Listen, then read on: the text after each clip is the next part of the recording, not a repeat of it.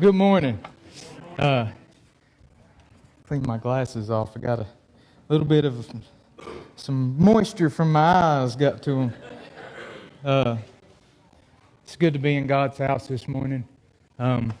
As I was singing and as we were doing the baptism, guys, I thank you guys for coming from a lot of different places, a lot of different churches, part of a lot of different families, and this is just a taste of what is to come. And we are united in Jesus.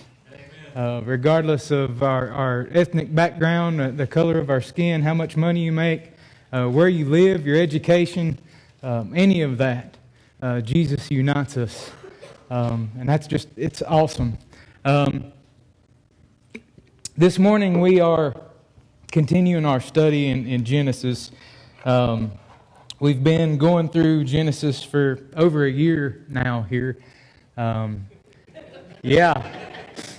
think it's been good. But as I was studying this week, I kind of laughed because we're in chapter 38. And we've got a lot of visitors and a lot of people here, and this is a chapter that a lot of people say, just skip this one. It's very explicit. The very beginning of it, there's a lot of R-rated material in it.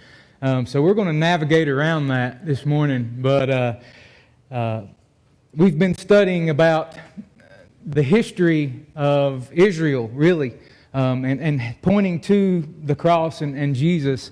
And so when we looked at Genesis, we started in what's known as the primeval history, from creation to Adam and Eve to Noah and the flood. And then we moved from that into patriarchal history. So then we started talking about names that you may have heard when you read in Scripture before: Abraham, Isaac, and Jacob, and those three patriarchs. And so this morning we are now looking at the life of Jacob. And last week we looked at one of his sons, Joseph. And this morning we are going to look at Judah. And so last week when we talked about Joseph and how his brothers sold him into slavery, we said the purpose of that was so that God could raise him up to be a king to preserve life.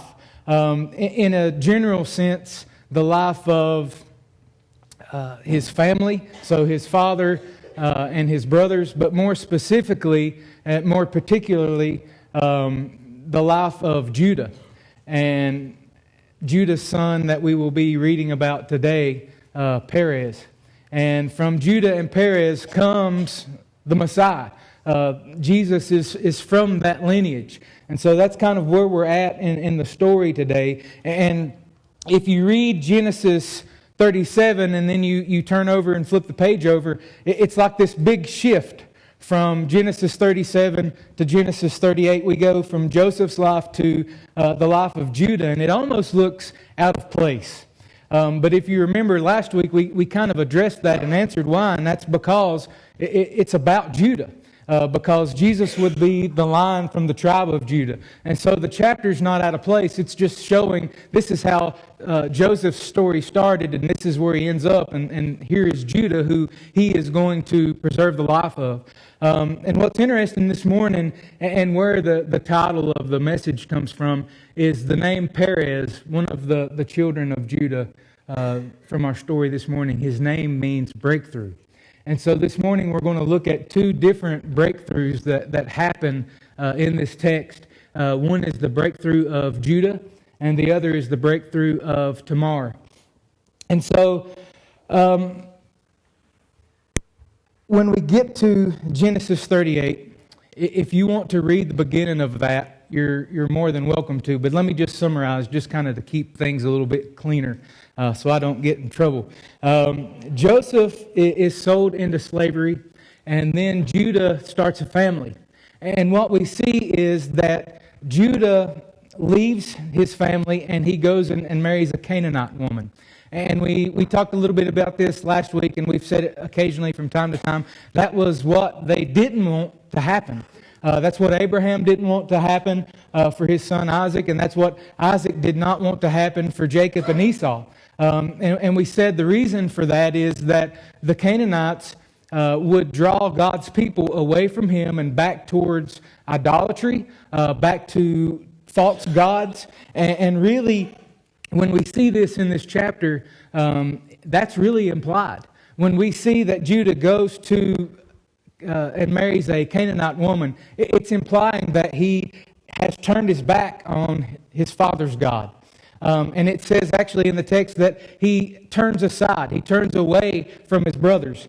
And so that's implied by how it describes what Judah is doing here when he finds his wife. And then his first son, his name is Er. And Judah has a son. The first one's name is Er, and he marries a lady named Tamar. Er's name backwards in Hebrew actually says evil. But Er is wicked, and that's what the text says. We don't know why. We don't know what Er did, but it says that Er is wicked in the sight of God, and so God kills him. And so now Tamar has a problem. And so the solution to that problem would have been this ritual of levirate marriage. And so Judah's second son, Onan, would have been responsible for marrying Tamar and raising up children for her brother to keep that family lineage going. And so what we see here is Onan takes Tamar to be his wife, but he has no intention of having children with her.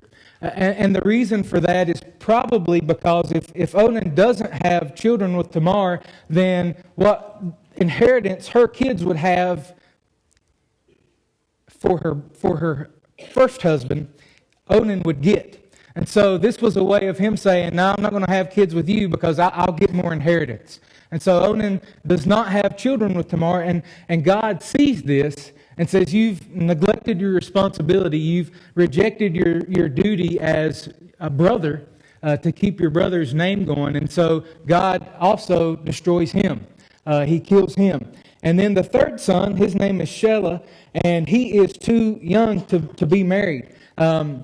Judah says, listen, Tamar, just go home and go back to your father's house. And when Shelah gets older, I'll call you. And then you guys can get married. And really what's going on here is Judah says, listen, Tamar, go back home. Don't call us. We'll call you. And we'll let you know when something happens. And so we'll pick up there in our story in Genesis 38:11. It says, then Judah said to Tamar, his daughter-in-law, remain a widow in your father's house till Shelah, my son, grows up. For he feared that he would die like his brothers. So Tamar went and remained in her father's house. And so Tamar now has a very big problem. Tamar has been abandoned. And so in this culture, it's a patriarchal society. It's an agrarian society. And so in this culture, your identity as a woman was really tied to your ability to be a housewife and a mother. There was no chance for them to go to college and improve themselves and get a higher education to be able to do some skill in life. And there were very few jobs that were available to women in this day and age. So really, your prosperity and your value was tied to you being a mother and having children, and you were dependent on your husband. And so socially and economically, Tamar is in a really bad place. So he has sent her back to her father. She's childless. She has no heirs that would inherit her first or her second husband's inheritance. And she has no job. She has no ability to provide for herself. And now she has been twice a widow. And so the chances of her finding a husband are really non-existent. So Tamar is in a really big bind here. She's probably at this point really doomed to a life of poverty, a life of want, and not being able to meet her needs. And really, this was the purpose of the levirate marriage. It was the responsibility of Judah to find Tamar a husband. Because if he didn't, he was kind of dooming her to this life of poverty and lack. And so Judah's obligation is neglected, and Tamar is vulnerable and desperate. And so she decides to come up with a plan and put her plan in action.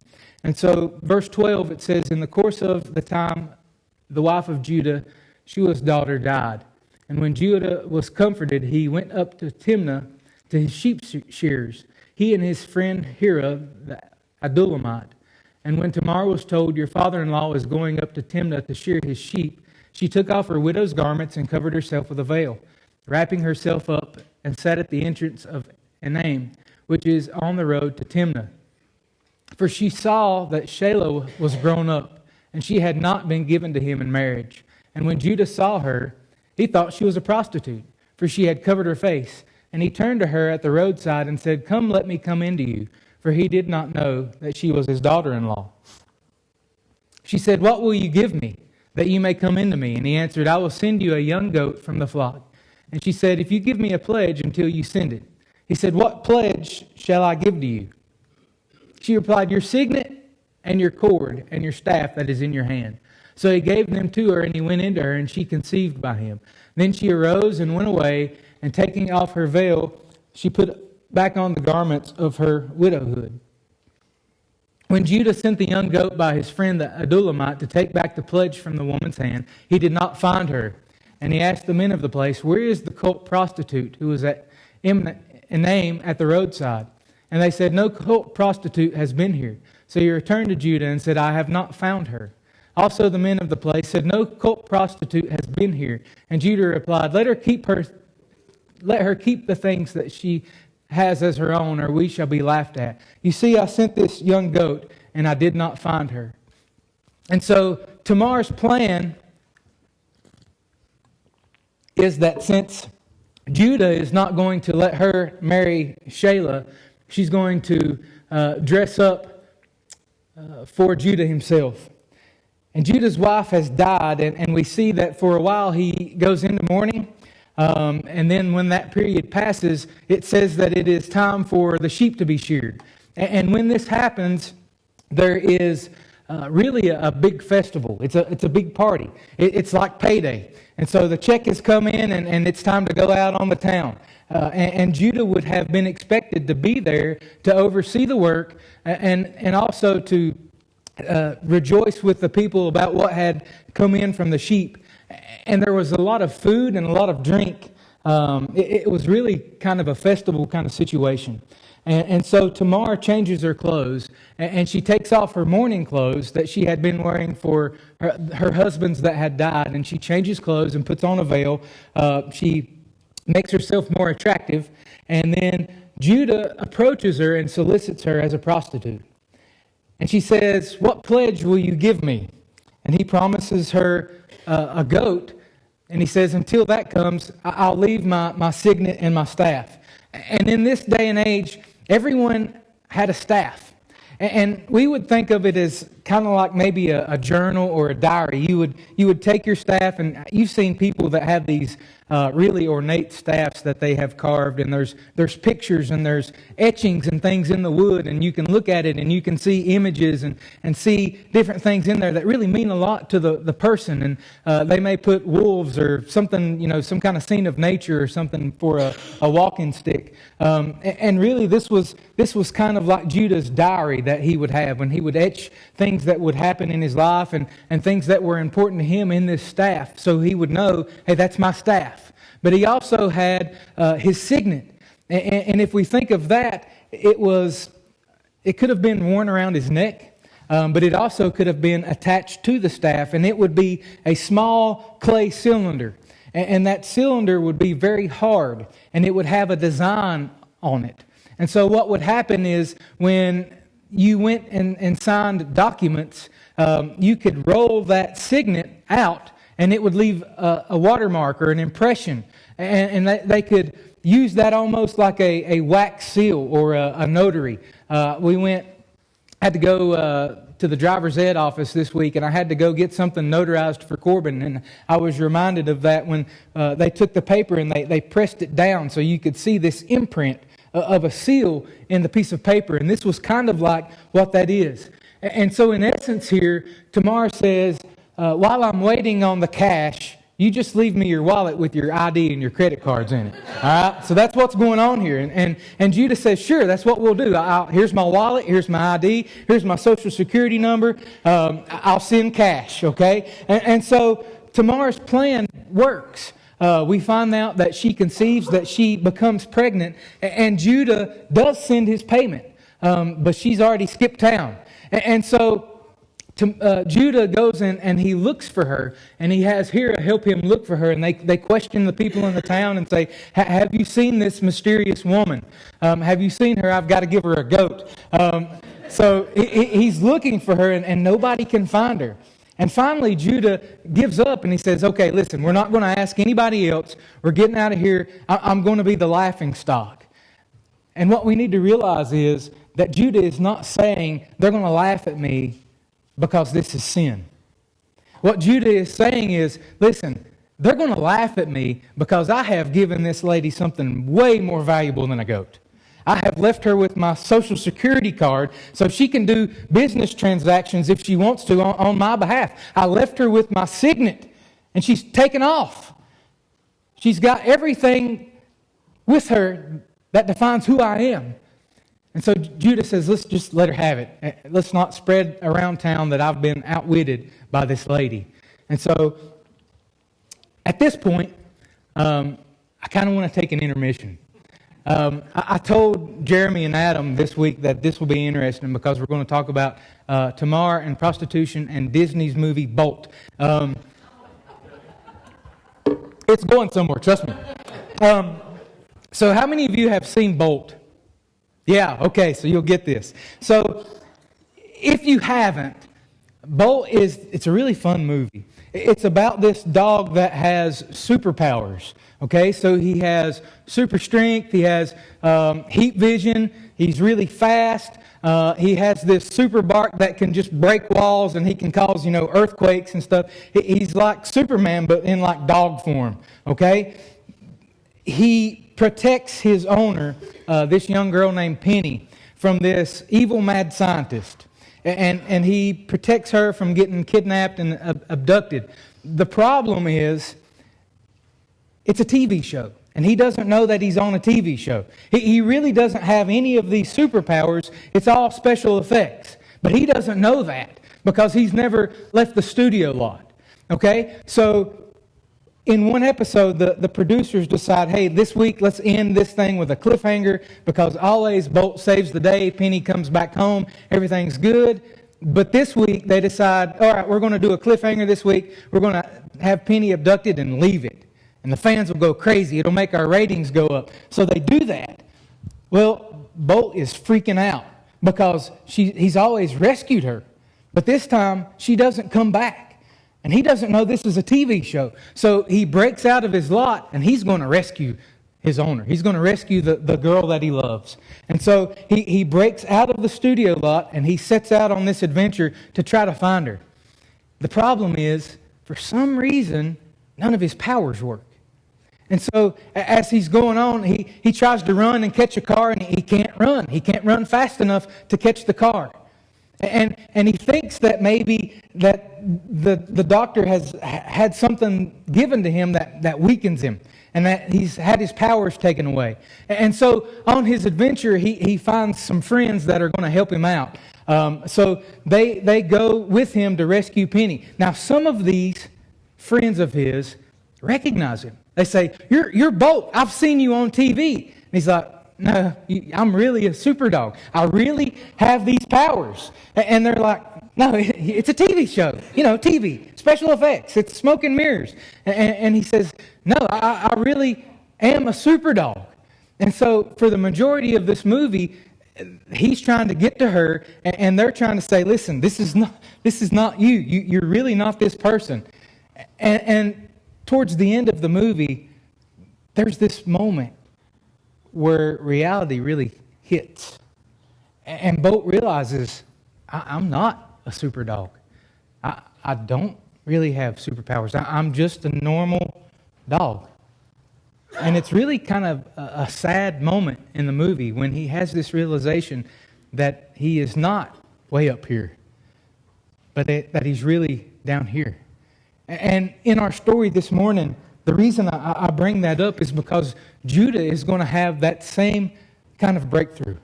Reality is going to come crashing down on him, and he's going to learn something about himself. And so let's continue. About 3 months later, Judah was told, "Tamar, your daughter-in-law, has been immoral. Moreover, she is pregnant by immorality." And Judah said, "Bring her out and let her be burned." Guys, that's a serious punishment for your daughter-in-law. I don't think you would want that on Amanda. But that's a serious punishment. Not to just take her and kill her. Not to just, she deserves to be stoned, she deserves to die. But take her and burn her. And let her be tortured while you're killing her. It's really horrific. It's not just put her to death, but let her suffer. And the question is, why? Why did Judah want to have her tortured? And we see a hint of this. We read it earlier in verse 11. And Judah says, "Tomorrow I want you to go home and wait. Don't call us, we'll call you. Just go back to your father's house." It says, "For he feared that his son would die like his brothers." And so we start to get to the root of Judah's hatred. Judah is holding Tamar responsible for the death of his sons. Somehow she has to be while they are dead. She has to be the cause of God's judgment in their life. She did this. She had to be the one that brought this on them. She's the reason that my sons are gone. She is the reason that I'm so depressed. It's her. It's her fault. It has to be. And so he hates her. And he's bitter. And his hatred and his bitterness, it's really blinded him. It's always easier for us to point our fingers. It's always easier for us to shift the blame on other people, to avoid taking responsibility for our own actions. And so Judah, he could ignore, as long as he was blaming Tamar, as long as it was her that was the reason of all his pain and all of his struggle, as long as he could blame her, then he could avoid thinking about how he had turned aside from his father and from his brothers and pursued a Canaanite woman. He could avoid thinking about his own life and the path that he was on because he was so focused on what she was doing. He could avoid thinking about what he did, what actions he may have had, what words he may have said that influenced his children as they grew up, that turned their hearts away from God because they were looking a lot like their dad. But Judah, he knew it was Tamar. She deserves what's coming. She deserves this. And so Judah's about to do something horrible. And in his mind, he's justified. It's okay. He's created a false narrative in his mind, a false reality to avoid facing the truth. It's her fault. And guys, Judah is not alone here. More often than not, we are a lot like Judah. We like to point at other people. We like to say it's their fault, to take the heat off of ourselves.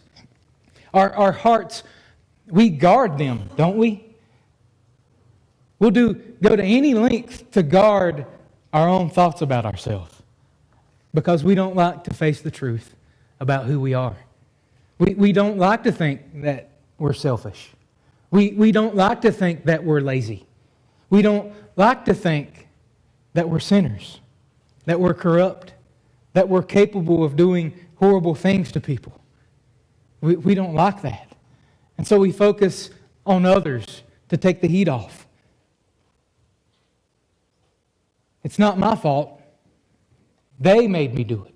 If they weren't like that, if she didn't come home every day and act like this, then I wouldn't be so mad all the time. If they would just listen to me, I wouldn't have to scream and yell at them all the time. It's not my fault that they're worthless, that they're hopeless. Look at them. At least I'm not like they are. What I do may be bad, but I'm not them. They deserve it. So our hearts are deceptive because we can justify anything and we will excuse everything, guys, to protect what we think about ourselves, to protect our own image. And Judah not only hates Tamar, but he's guilty of the exact same sin as she is. But she deserves what's coming.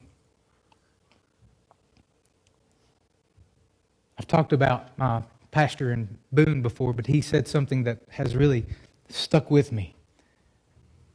What we see in other people that we don't like, more often than not, it's because we see ourselves in that person. And what we don't like about them, we don't like about ourselves.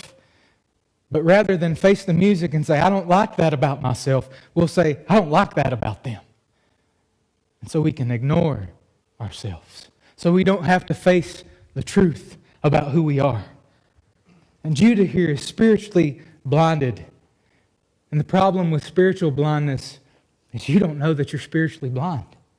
If someone is physically blind, they know they can't see. They know they're feeling around, that they're stumbling around. They are aware that there's a deficit that needs to be overcome.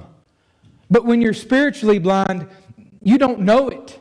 You don't recognize that there is a deficit. You're unaware that there's a problem. If you think about it, if we look at Judah's life, guys, he should know better. He should know who God is. If anybody at this point in history should know who God is, if anybody in history should be living right before God, we would think that it would be Judah. I mean, he's the great grandson of Abraham. He's the grandson of Isaac. He's heard their stories. He has heard about how God has led them, how God provided for them, how God has spoken to them. He's got all this knowledge and all these instructions.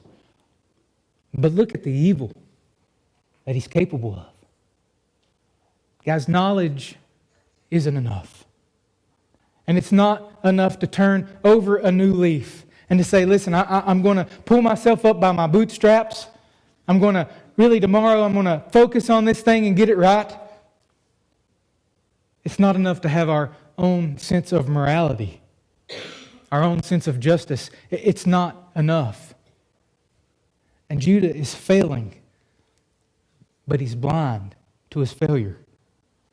And guys, you and I are the same. We don't want to see our own hypocrisy. We don't want our eyes to be opened. We want to stay in the dark. We don't want to see our sin.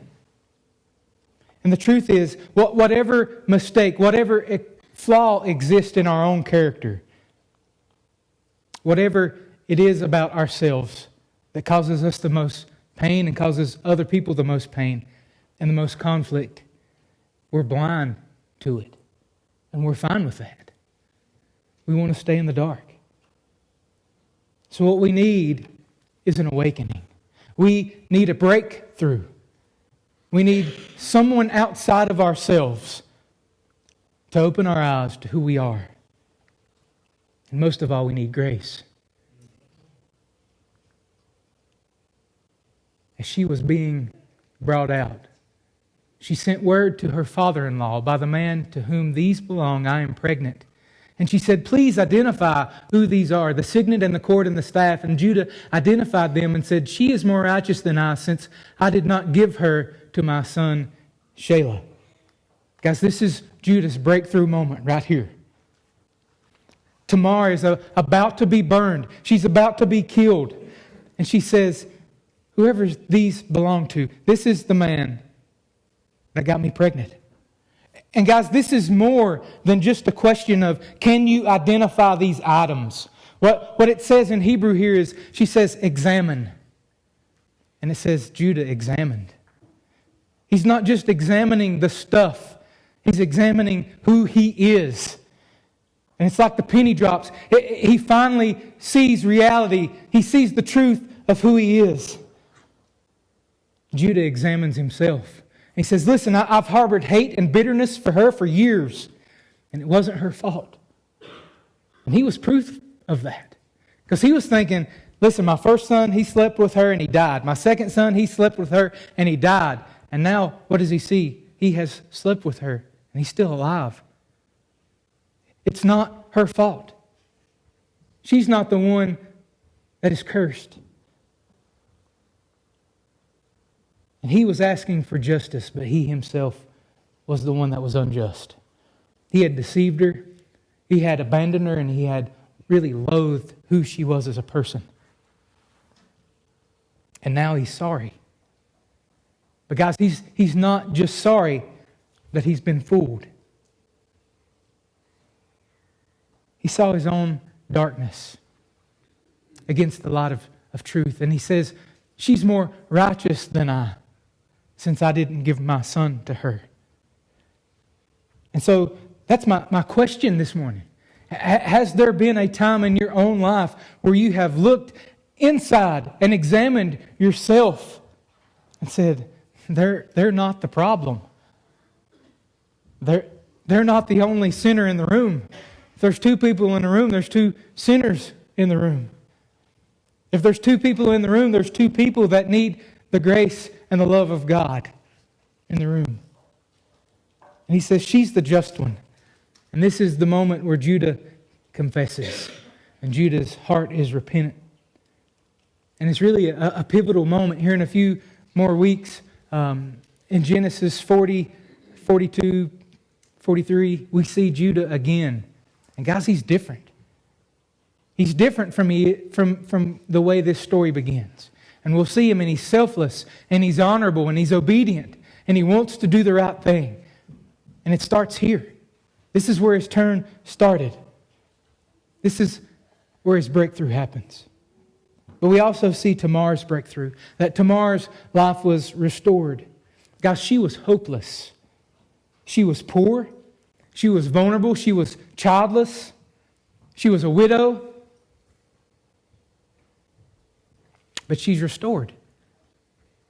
How is it that she's restored? It's when Judah says, no, she's just. And he pronounces her just.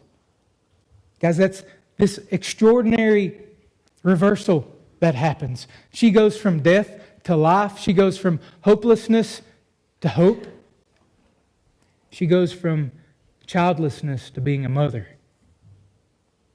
And so she has a son, and his name is Perez. And from him would come the Messiah. From him would come Jesus. And where Judah wanted to put all of his sin on Tamar, where Judah wanted to blame her for everything and not take responsibility for anything, Tamar's great-great-great-great-grandson, Jesus, would willingly take our sin. He would say, I'll take it. Guys, there are things in our lives. There are times when we have messed up. There are failures and mistakes that we have done. There are horrible things that some of us have done in our lives. And when we look inside at who we are, we see that.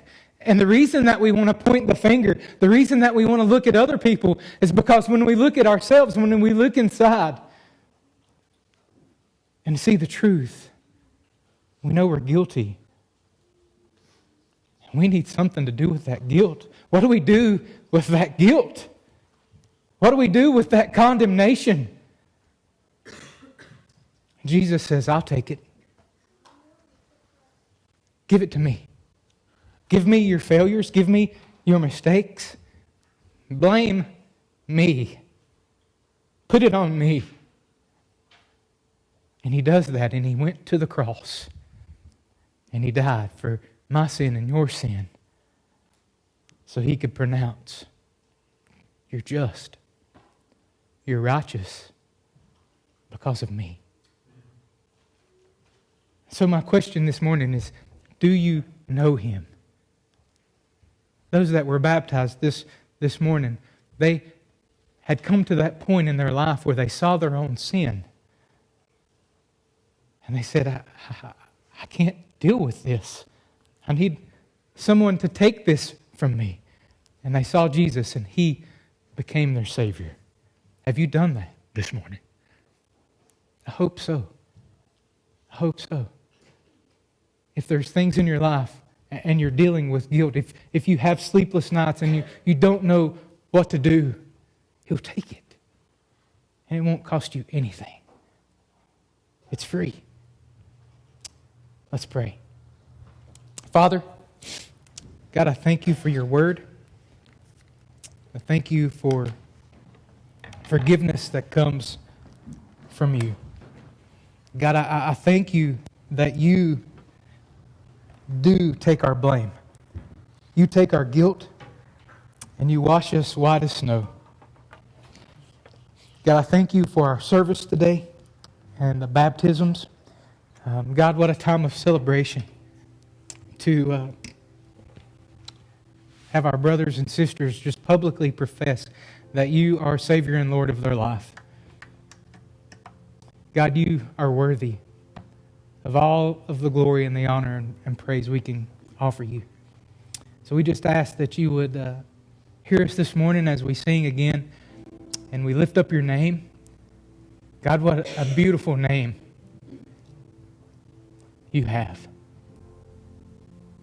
It's in Jesus' name we pray. Amen.